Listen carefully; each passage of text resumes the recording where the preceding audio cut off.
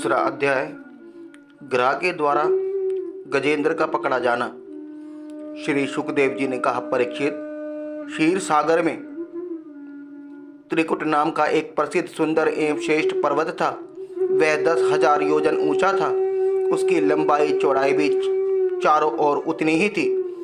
उसके चांदी, लोहे और सोने के 3 शिखरों की छटा से समुद्र, दिशाएं और आकाश जगमगाते रहते थे।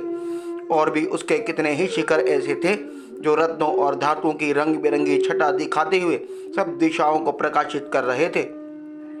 उनमें विविध जाति के वृक्ष, लताएं और झाड़ियां थी। झरनों की झरझर से वह गुंजायमान होता रहता था। सब ओर से समुद्र की लहरें आ आकर उस पर्वत के निचले भाग से टकराती। उस समय ऐसा जान पड़ता मानो वे पर्वतराज के पांव पखार रही हो।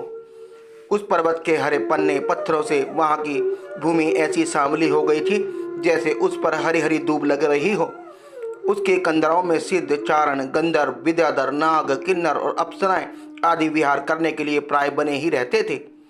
जब उसके संगीत की ध्वनि चट्टानों से टकराकर गुफाओं में प्रतिध्वनित होने लगती, तब बड़े बड़े गर्वीले सिंह उसे दूर से ही सिंह की ध्वनि समझकर सहन न कर पाते और अपनी गर्जना से उसे दबा देने के लिए और जोर से गर्जने लगते थे। उस पर्वत की तलहटी में तरह तरह के जंगली जानवरों के झुंडों से सुशोभित रहती थी। उस पर्वत के घोर जंगल में बहुत सी हथनियों के साथ एक गजेंद्र निवास करता था। वह बड़े बड़े शक्तिशाली हाथियों का सरदार था।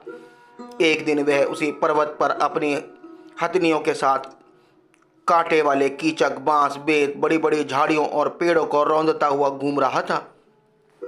उसकी गंध मात्र से सिंह, हाथी, बाघ, घोड़े आदि हिंसक जंतु, नाग तथा काले गोरे शरभ और चमड़ी गाय आदि डर कर भाग जाया करते थे। और उसकी कृपा से भेड़िए, सुअर, भैंसे, रीछ, शल्य, लंगूर तथा कुत्ते, बंदर, हरिण और खरगोश आदि शूद्र जीव सब कहीं निर्भय विचरते रहते थे। उसके पीछे पीछे हाथियों के छोटे छोटे बच्चे दौड़ रहे थे। बड़े बड़े हथनियां भी उसे घेरे हुए चल रही थी। उसकी धमक से पहाड़ एक बार की कांप उठता था। उसके गंड स्थल से टपकते हुए मद का पान करने के लिए 7-7 भौरे उड़ते जा रहे थे। मद के कारण उसके नेत्र विहल हो रहे थे। बड़े जोर की धूप थी, इसलिए वह व्याकुल हो गया और उसे तथा उसके साथियों को प्यास भी सताने लगी। उस समय दूर से ही कमल के पराग से सुसावित वायु की गंध सूंघकर वह उसी सरोवर की ओर चल पड़ा जिसकी शीतलता और सुगंध लेकर वायु आ रही थी। थोड़ी ही देर में वेग से चलकर वह सरोवर के तट पर पहुंचा। उस सरोवर का जल अत्यंत निर्मल एवं अमृत के समान मधुर था। सुनहले और अरुण कमलों की केसर से वह महक रहा था। गजेंद्र ने पहले तो उसमें घूमकर अपनी सूंड से उठा उठा कर जी भरकर जल पिया। फिर उस जल में स्नान करके अपनी थकान मिटाई। गजेंद्र गृहस्थ पुरुषों की भांति मोहग्रस्त होकर अपनी सूंड से जल की फुहारे छोड़ छोड़कर साथ की हथनियों और बच्चों को नहलाने लगा तथा उनके मुंह में सूंड डालकर जल पिलाने लगा। भगवान की माया से मोहित हुआ गजेंद्र उन्मत्त हो रहा था। उस बेचारे को इस बात का पता ही ना चला कि मेरे सिर पर बहुत बड़ी विपत्ति मंडरा रही है।